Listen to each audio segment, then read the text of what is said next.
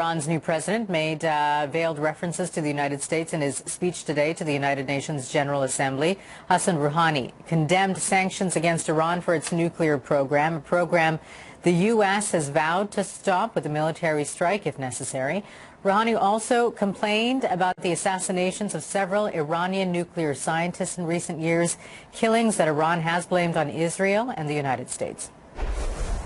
The violence and extreme actions such as the use of drones against innocent people in the name of combating terrorism should also be condemned. Here, I should also say a word about the criminal assassination of Iranian nuclear scientists. For what crimes have they been assassinated? The United Nations and the Security Council should answer the question, have the perpetrators been condemned? Jonathan Schanzer is the VP of Research at the Foundation for Defense of Democracies. He joins us now from Washington with more. Thanks for joining us. My pleasure.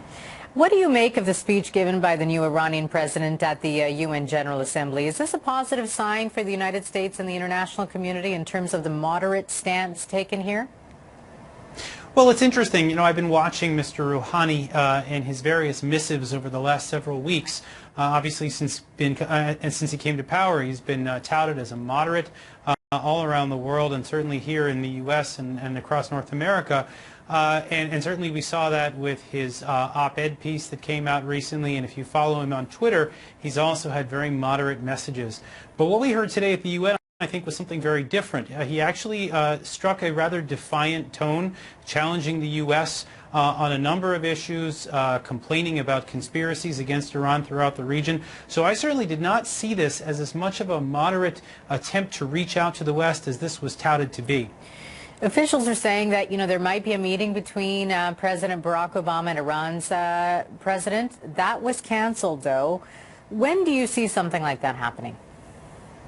You know, I think the president would be smart to probably wait and see what happens between Secretary of State John Kerry and the Foreign Minister of Iran, Zarif. I think it'll be interesting to see whether they are able to make any headway.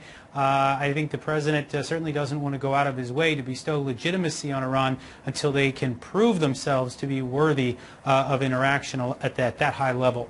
And what do you think stood out from President Barack Obama in his speech today? Well, I think the president spent quite a bit of time trying to address all of America's policies, which I think have been very difficult to discern on many levels. The Obama doctrine has caused a lot of confusion in Washington of late, and so I think he was trying to explain himself a little bit more when it comes to Iran engagement, when it comes to Syria, Palestinian-Israeli conflict. He covered a pretty wide array of topics today. I don't know if we're any closer to understand exactly what his foreign policy is, but certainly there was an attempt made there to shine some light. And what do you think the U.S. should focus on in terms of foreign policy when it comes to Syria and Iran? Well, I think, you know, when we look at the Syria issue, obviously we need to make sure that chemical weapons are out of Syria, but I think it's also important to make sure that those who use chemical weapons are out of Syria as well. We have a war crime that we're dealing with here. In fact, this is not just a war crime that just happened in August, but in fact we have the death of roughly 120,000 people over the last 2 years in Syria. That needs to stop, and I think it's incumbent upon the President of the United States to delineate a way forward. He's not done that. With regards to Iran, Iran has a history now of 30-plus years of carrying out terrorism, whether in Iraq or Afghanistan or Lebanon or Syria or Israel or even in Argentina. We have seen that Iran is no stranger to terrorism and political violence. We know this. We cannot allow them to continue to do this, and certainly we can't allow them to have that nuclear program.